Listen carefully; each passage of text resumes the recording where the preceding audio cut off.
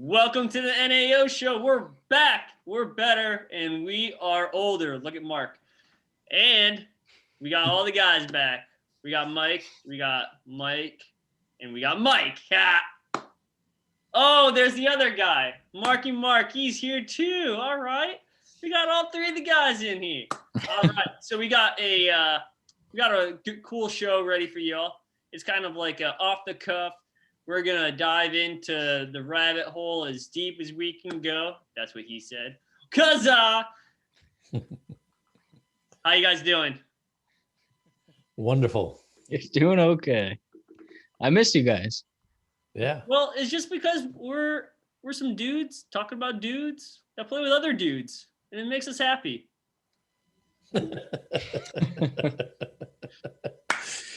Uncomfortable. Well, Mike, get us started with our first segment here there, boss. All right, so it was a kind of a surprise question, but since we didn't have much, to kind of talk about, here's my topic or my question to talk about for the day. Number one, your favorite waiver wire pickup of all time, any fantasy league, any year, anytime. And then your favorite draft pick. Again, any fantasy year, anytime. Doesn't have to be NAO. It can be any single draft pick, any single waiver wire pickup of all time. Yeah. So think on it. I'm going to hit you with mine since I had time to think about it for a little while. We're going to throw it all the way back to the year 2017. I found out, a few minutes ago that this was both in the same year, which is kind of cool.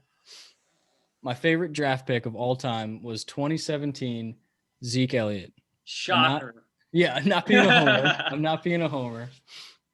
That was the year he got suspended for 6 games for doing nothing.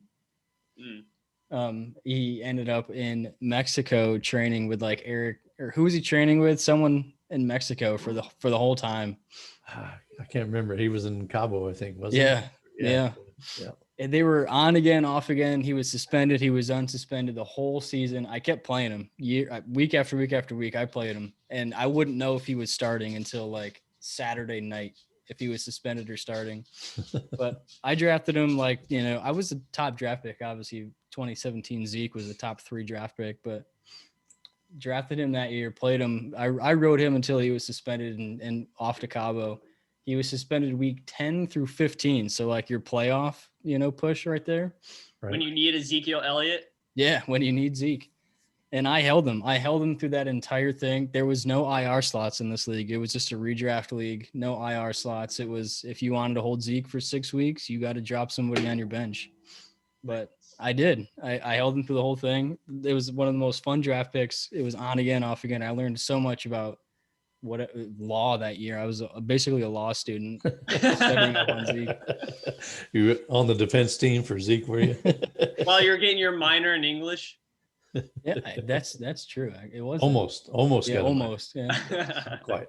Not so quite. Zeke comes back from suspension, 13.8 points, 15.6 points, and then he ends up as the running back 13 in PPR still being suspended. But so anyway. I just learned, like I said, that it was all the same year, but my favorite waiver wire pickup was also 2017. You might know him. It was Alvin Kamara. So, Heard of him. I picked up Alvin Kamara on waivers during his bye week. I remember it very specifically because I would do fantasy in my car, sitting outside work, like before work or on my lunch break or whatever. I'd be sitting in my car doing fantasy research, and I'm like, Alvin Kamara, his usage is, he's sitting there. I remember week 1, he had a lot of usage. Then weeks like 2, 3, 4, not as much. But I'm like, his usage is sitting there. It was a deep bench league, and it was a 12-team redraft league in the same one. So 12-team redraft, if a running back is getting any usage at all, you pick him up. I ended up picking up Kamara during his bye week, and he comes out and he ends up being the running back 3. Picked him up on waivers in week 4 or 5. Had them both, won the championship. Greatest moment of my life, really. Yeah. Good thing Anna doesn't watch this show. Oh wait.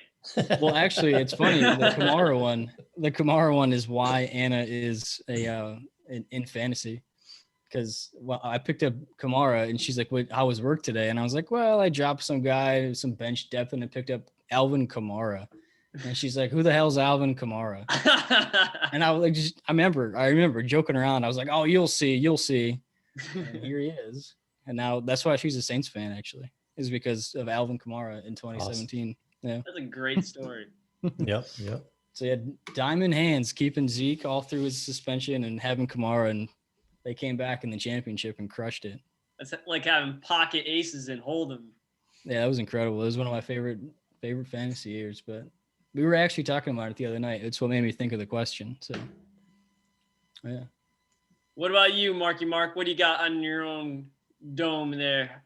I know you've been playing fantasy football since it's been on pieces of paper. So, yeah, did you draft Peyton Manning his freshman year or his rookie year? No, that was Archie Manning. Archie, yeah. Archie, man. I saw Archie Manning play. I watched him back in the day with the Sucky Saints when they were Sucky Saints. But no, I haven't been playing that long, guys. I started in 2015. Maybe you guys didn't realize that, but I think it was 2015. It's hadn't been that long that I've been playing. Now, my favorite draft pick is actually Lamar Jackson in 2019 in a 2-quarterback league. And I picked him in the 8th round and rode him to a championship. I love that we say rode him. Yeah, I rode Lamar. I bet you did, you sick puppy. Yeah, I'm sure Swamp Donkey's going to have something fun to say about that one. Shout out Swamp Donkey. Yeah, but he wasn't the first quarterback I picked. I actually picked Matt Ryan as my. Was that his MVP year, Mark? That was that. He was quarterback 1 that year. Yeah, quarterback 1. Damn. I was really taking a flyer on him because hey, he's got the rushing upside, so let's take him and see what he does. So starting him and Matt Ryan every week, pretty much that year was. I think I went. I want to say I went like 13. It was like 11-2, maybe 10-3, but won the championship definitely. And that was it was just he definitely took me to the championship.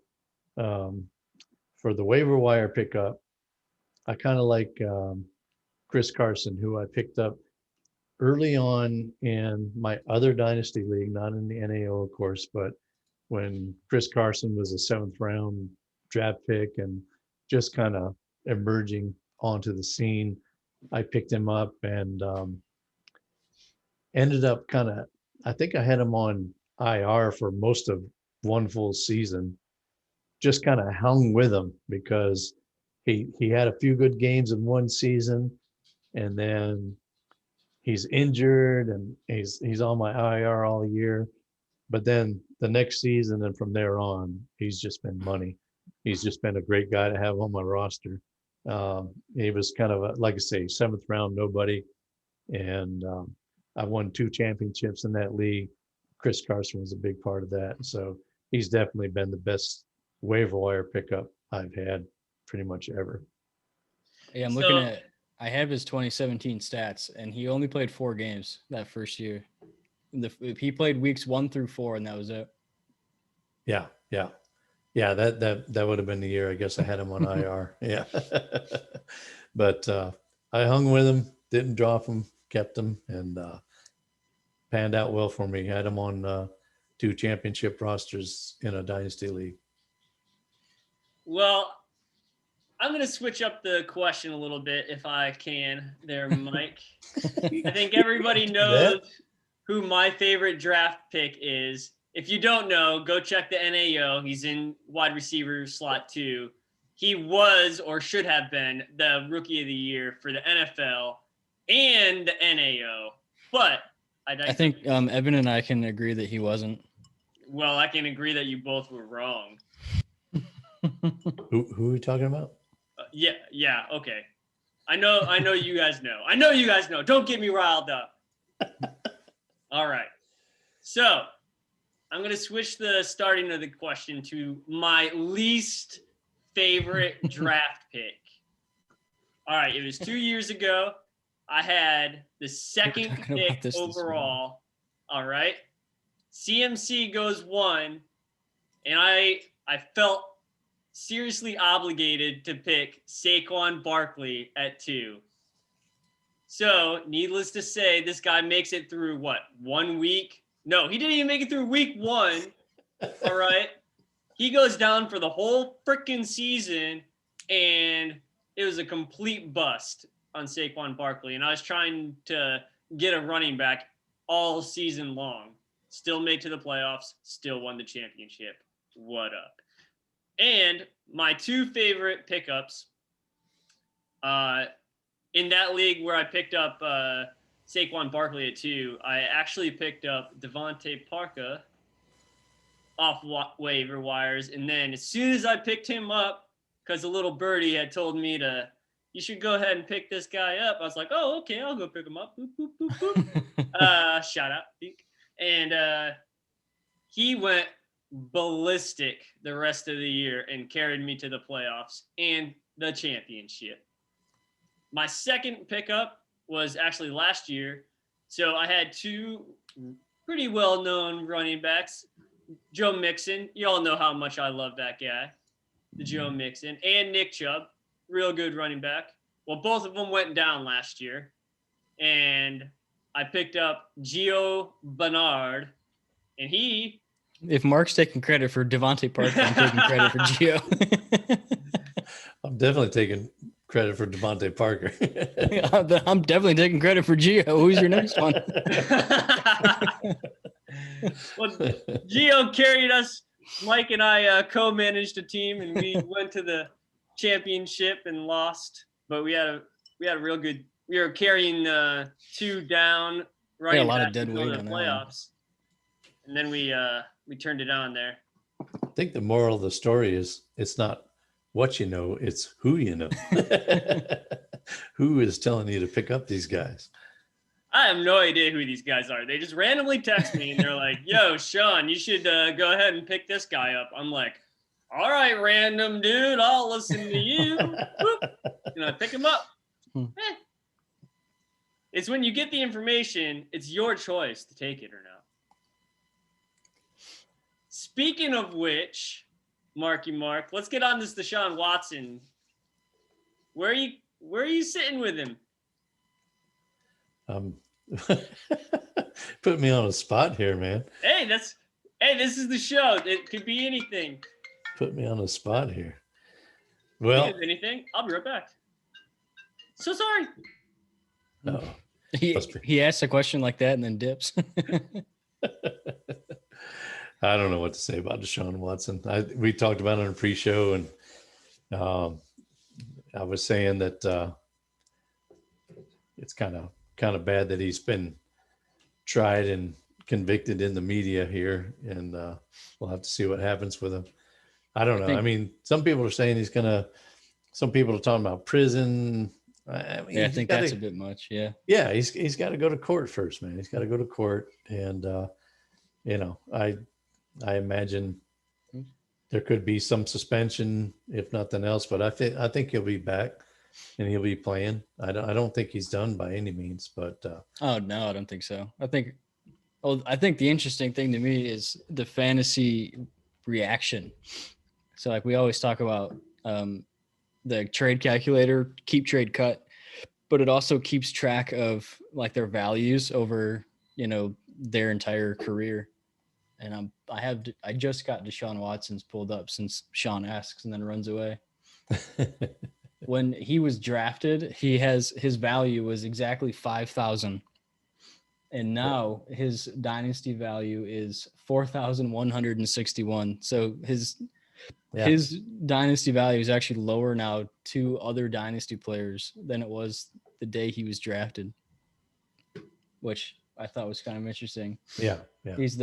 He's obviously the biggest 30-day faller, in the last month, and he's dropped down to quarterback 12 in the eyes of other fantasy players anyway, because this one takes other fantasy guys in there, how they value players. But I keep track because I just watch how far he's fallen. He was He was at about 6,247 dynasty value before it all started.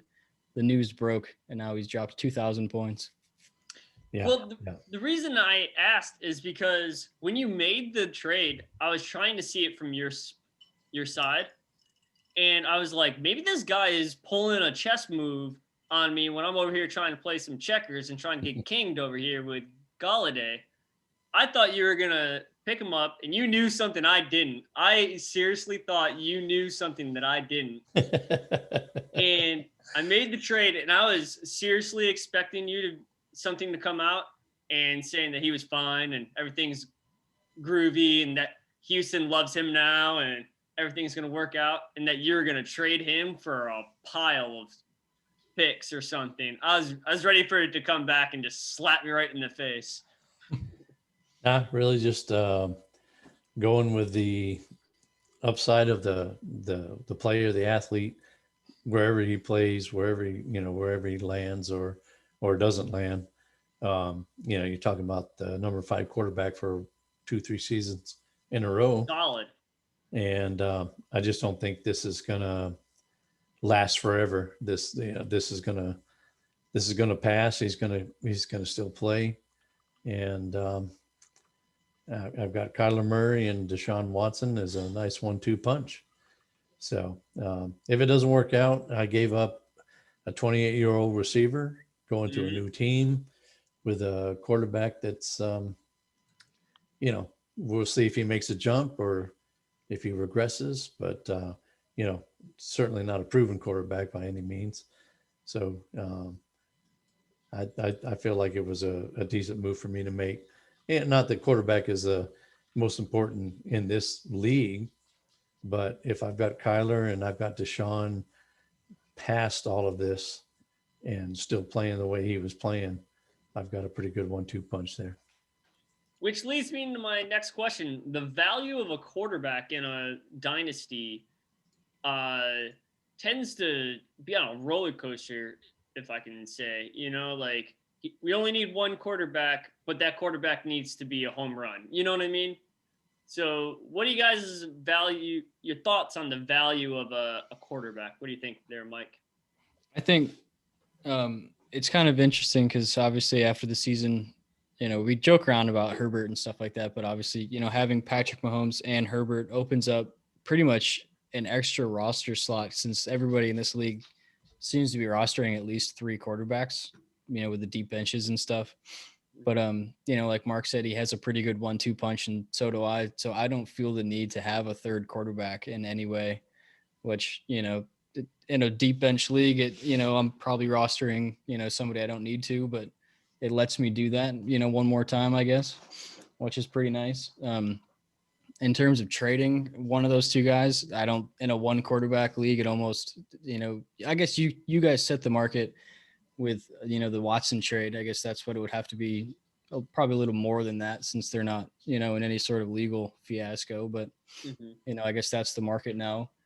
But, the trade offers and the trade talks I was in for, Herbert just kind of didn't make sense for me. So in my mind, because, I don't have to worry about quarterbacks for probably the life, the life of the entire league, almost like the next 10 years, if Herbert sticks where he is, it's a position that, I don't think about anymore. So that's opened up a few different things. I can make some moves at other positions that I probably couldn't if I had to worry about quarterback a little more. Yeah. In a 2 quarterback league, it'd be fantastic to have these 2 guys, like Mark said, 2019 or 2018, you snag, someone like Lamar Jackson, but, in a 1 quarterback, I have these 2, I'm good. I'm pretty good for now. What do you think there, Marky Mark? What's the value? What's the value of a young, good quarterback, maybe even as old as Josh Allen kind of level, in a dynasty when it's only 1 quarterback? That's the thing. You stick with your main guy for most of the games in a season's time. And Mike had a good point there that with you can get away with 2 guys if they're that good, and opens up a spot to stash somebody else maybe.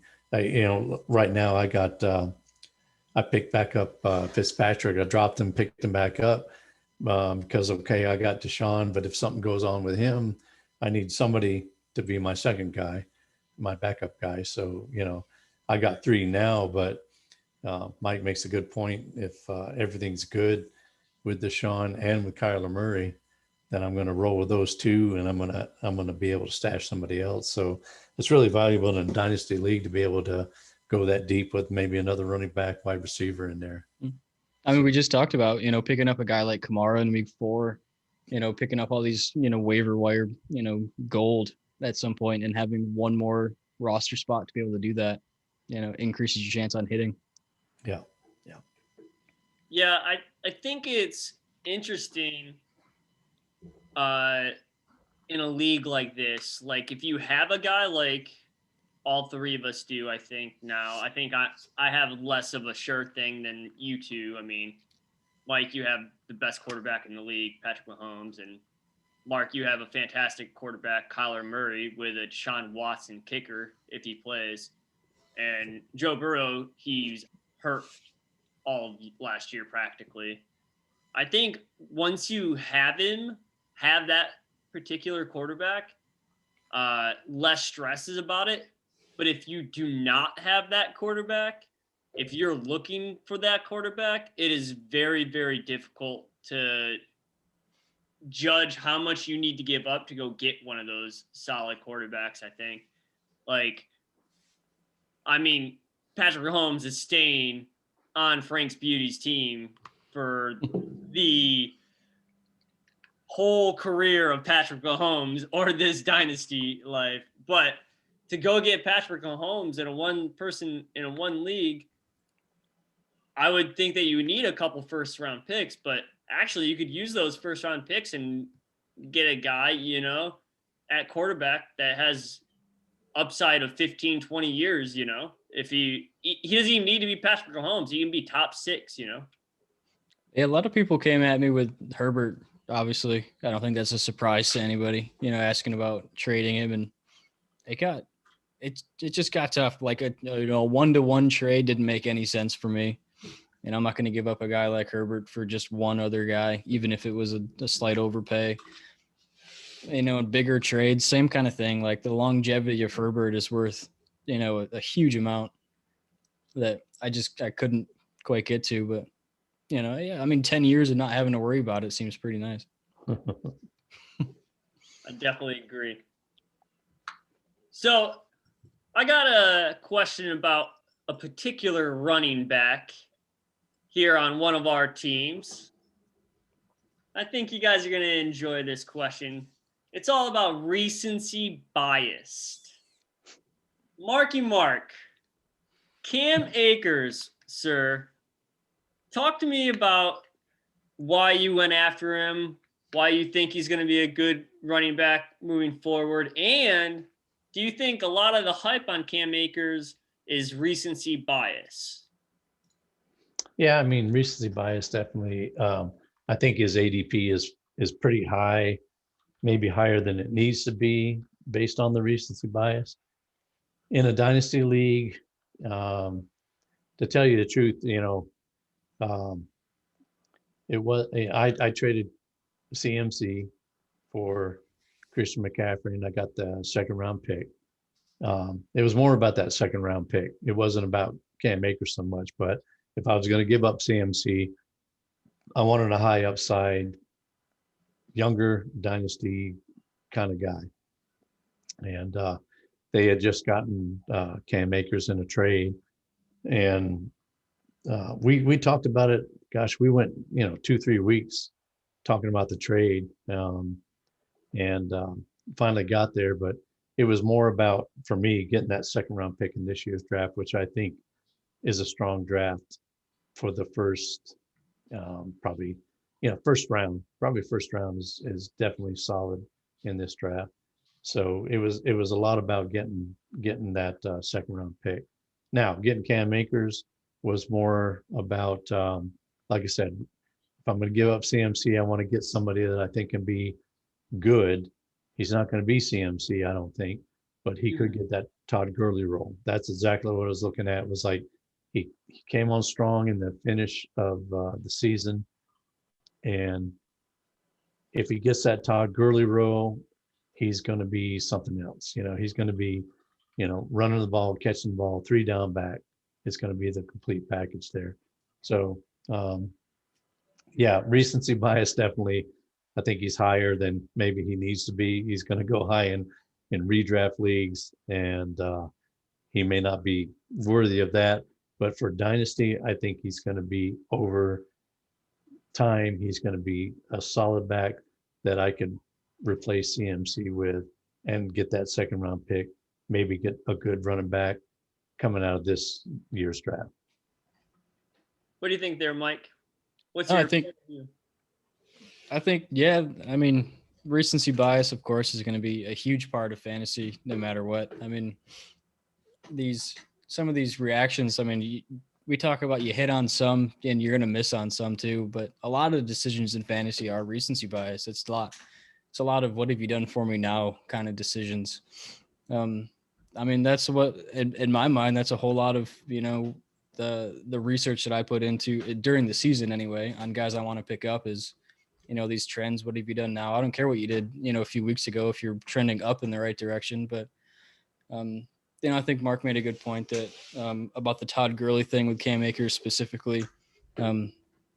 That's a position that the Rams have done well with. We know what Todd Gurley has done with the Rams. A lot of people were talking about Todd Gurley. They threw his name around, with Cam Akers in those last few games. So maybe he was a little high because of that kind of stuff, but I still like that trade. Anyway, I guess that's not what we're talking about, but well, it's funny that you guys bring up Todd Gurley, because that's kind of what was leading into my next question, because even Todd Gurley, very apparent that he couldn't even keep up that kind of wear and tear and usage. Do you think it'd be better for Cam Akers to have a little less than Todd Gurley-esque usage to get that extra year out of him, to really go through his whole rookie contract and having good, solid production, and then actually having to think about, hey, are we going to pay this guy after his rookie draft? I guess, pardon my French here, I know we're a PG-13 show, so we get one of these per show, but I think the running back position in the NFL is fucked. Not only, are they, I don't know, they just get, worn straight into the ground, and then cast aside. There's no 3-down back anymore, really. Like, what, you got Zeke, and that's really about it, I guess. I think there's probably a few others, but there's no 3-down back anymore. That style of running is just, after him, it's going to be gone. Everybody's going by committee now. And I think it's for a reason. I think, you don't have to pay them as much. They last a little bit longer, but I think that style of running that wore Todd Gurley down so quick is leaving for a few reasons, but not surprising, really. What do you think, Mark? Well, Gurley had the prevailing issues with the knee. Mm-hmm. Akers doesn't have anything like that going on, so he may be able to stick it out a little bit longer. But Henderson's there and going to do some work as well. So you're right. They don't. They do. I agree with your curse word there. The doggone running backs, man. They. I think it should be a 3-year deal with them, not a 5-year deal, because they're able to just run the hell out of them and use them. Yeah, up, their rookie deals should be longer, at least 1 or 2 years longer for that. Yeah, they should. Or shorter. I mean, shorter. Yeah, definitely shorter. But Gurley had the arthritis, and it just seems to be a degenerative type of thing. And I think Akers can maybe, if he stays in good health, can do what Gurley did a little bit longer. But I agree with you, Mike, on that. The rookie running backs need a better deal for sure. I guess, when was the last time a rookie or running back came off his rookie contract, got a big deal, and everybody thought that was pretty good? Like, I'm glad they paid him all that money. Like, the last few that I can remember, nobody thought it was like, even Zeke's, like nobody thinks that's good. Gurley's was, Yeah. They even questioned Derrick Henry when he got paid, Yeah. Yeah. I can't remember a good one that people thought was a good idea. Yeah, we're Cowboys fans with Zeke. I'm like, okay, he's got like 2 years and then he's gone. He's done. Even though the contract's longer, he's not gonna finish that out. No way. That's why I think he's fine this year. I think he gave up and saved his knees for 1 year in a losing season. Yeah. Well, yeah. I think there's a lot of factors that go to the wear and tear on a running back, but I think a factor that's interesting to think about is the middle linebacker position and the needs of the middle linebacker needing to be able to run from sideline to sideline and still be a very big dude. Like if the middle linebacker was more of what what's a good middle linebacker? Who's that middle linebacker from Green Bay back in the day? His last name's Matthews. Clay Matthews. He was kind of the start of this sideline to sideline, could do anything, play coverage, run, stop, And now it's becoming more and more of a need of this big middle linebacker to be running outside, running down the middle. What I'm getting at is that these running backs can't get away from these giant dudes hitting them at 4.4 speed, 4.5 speed. You know what I mean? Like that, just that alone is taking hits like that all the time is just rough. So, do we have any other questions, or do we need to wrap this baby and put it to bed? I just want to point out that Vince Wilfork ran a 5.08 40. Oh. He was 323 pounds. Holy cow. 323 pounds running 5-second 40? I'm sure Ian knew that, but. Yeah, I already knew that. Of course I did. Well, thanks to my boys, Marky Mark. We'll be back next week. We might have a special guest. We don't know. You're going to have to tune in. Oh, yeah, there's one thing I forgot to tell y'all. Ian, you suck.